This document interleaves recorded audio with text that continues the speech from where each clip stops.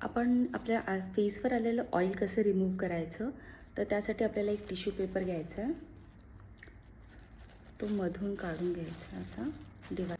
त्यानंतर gently press करायचा.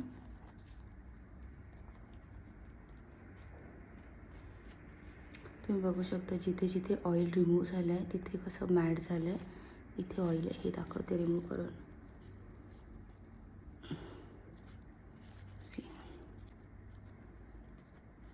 फेसवरचं oil तर रिमूव्ह करून झालं आहे. आता मी फेस कॉम्पॅक्ट पावडरने सेट करते. हे खूप हँडी प्रोडक्ट असतं, आपण इझिली कुठेही टचअप करू शकतो.